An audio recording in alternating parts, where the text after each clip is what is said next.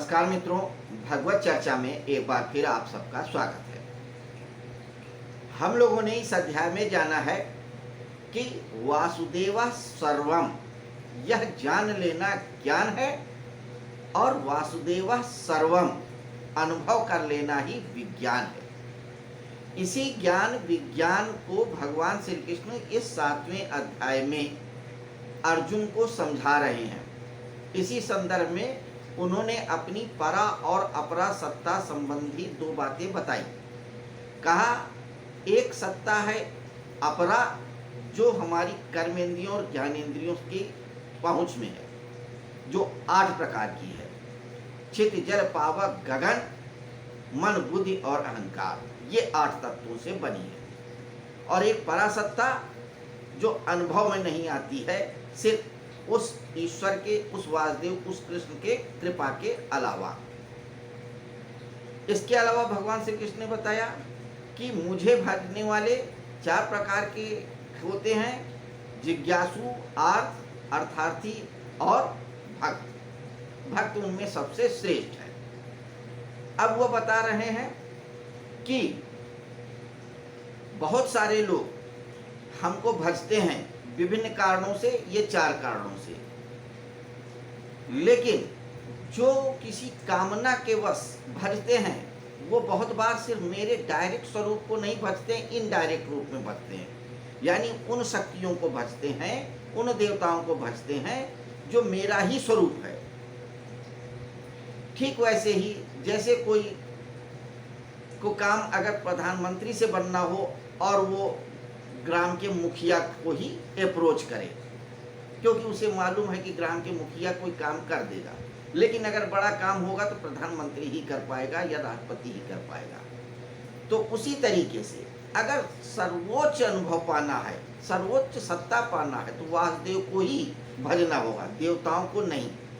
देवता तो उसी प्रकार के जीव हैं जिस प्रकार से मनुष्य हैं, पशु हैं, पक्षी हैं, ये सब लोग।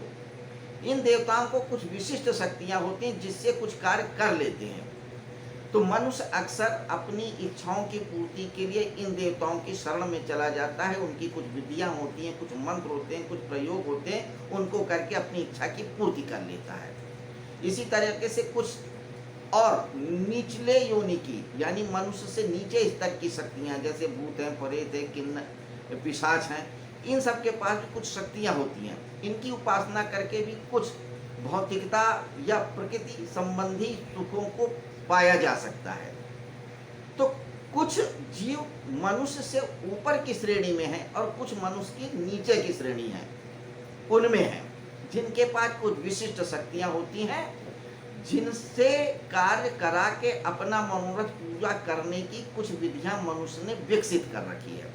और जो स्वार्थी व्यक्ति होते हैं, ऐसे ही देवताओं की और भूत पिशाच इन सब की उपासना करके अपना मनोरथ सिद्ध करते हैं। लेकिन भगवान श्री कृष्ण कहते हैं कि भले ही किसी भी देवताओं की, किसी भी भूत प्रेत पिशाच की, किसी की भी आप उपासना करो, लेकिन वह मेरी ही उपासना होती है। क्यों? क्योंकि इन सब का रचयिता भी मैं हूँ, इन सब के अंदर भी मैं हूँ। मैं ऐसा कोई जगह नहीं है, कोई वस्तु नहीं, कोई देश नहीं, कोई काल नहीं, कोई जीव नहीं जहां मैं ना हूं। सब जगह मैं हूं। सर्वम वासुदेवा, तो मैं सब जगह हूं। तो हे अर्जुन, अगर पूजना ही है तो तू सिर्फ मुझे पूज, भजना ही है तो सिर्फ मुझे भज, जानना ही है तो सिर्फ मुझे जान।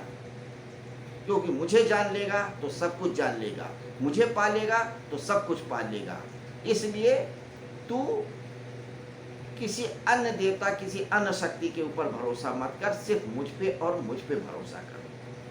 ये बात सिर्फ अर्जुन के लिए नहीं है, प्रत्येक उस अर्जुन के लिए है जो परम सत्य का अनुभव पाना चाहता है।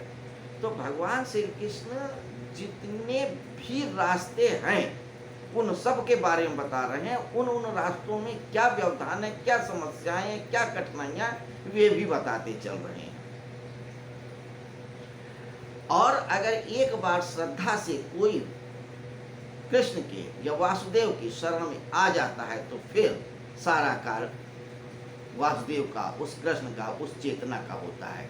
तो श्लोक क्या कहता है? यही कहता है। आइए श्लोक को भी देख लेते हैं जिसमें यही अर्थ सन्निहित है।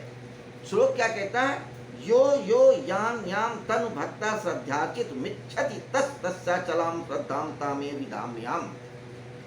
यो यो याम याम, जो जो भक्त जिस जिस देवता का भक्ता श्रद्धार्चित मिच्छति, जिस श्रद्धा से पूजन करता है, अर्चितुम, अर्चित मतलब पूजन करता है, इच्छति इच्छा से, चाहना से, तस्य तस्य तस्य अचलाम श्रद्धाम तामे विधाम्यहम्, तस्य तस्य उस श्रद्धा को मैं दृढ़ कर देता हूँ और